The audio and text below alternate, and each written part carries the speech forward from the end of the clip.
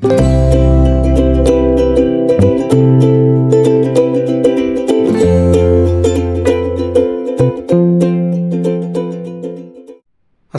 আলাইকুম।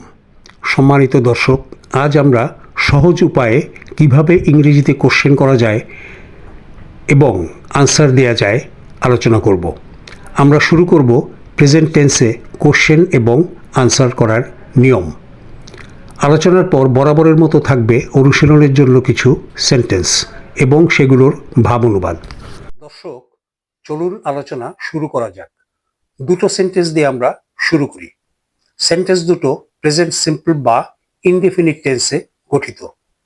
একটি সেন্টেন্সের উপর কিভাবে ভিন্ন ভিন্ন প্রশ্ন হতে পারে তার কিছু আলোচনা আমরা করব।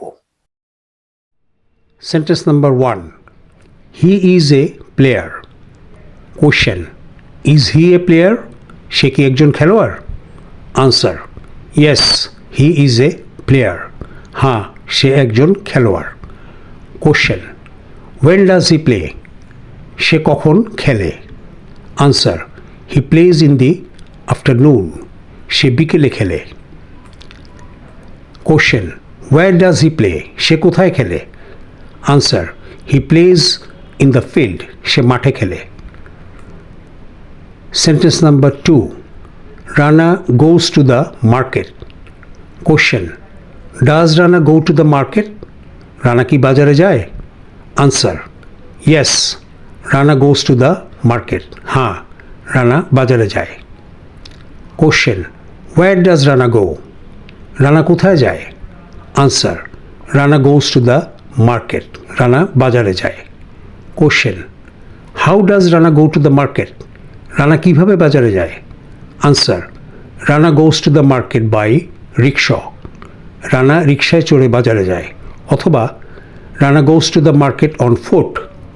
রানা পায়ে হেঁটে বাজারে যায় অথবা রানা হেঁটে বাজারে যায়। নোট, প্রেজেন্ট সিম্পল বা ইনডেফিনিট টেন্সে যদি ইজ বা আর না থাকে তখন প্রশ্নের শুরুতে ডু অথবা ডাজ বসে।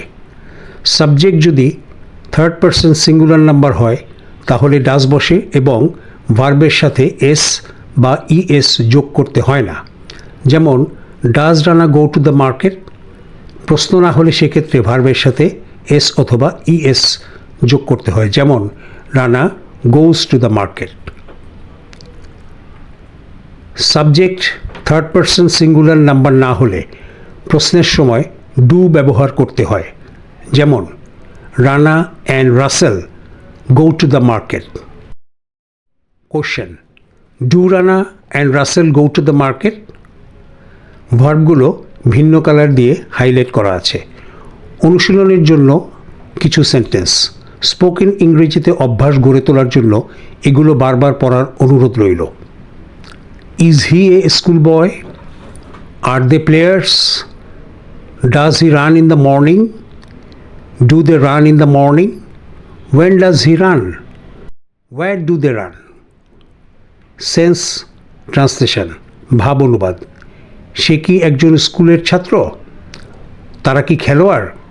সে কি সকালে দৌড়ায়? তারা কি সকালে দৌড়ায়? সে কখন দৌড়ায়?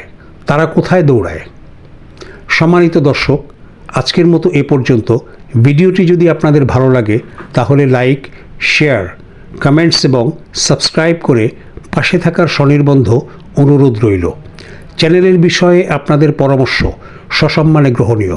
আল্লাহ হাফেজ।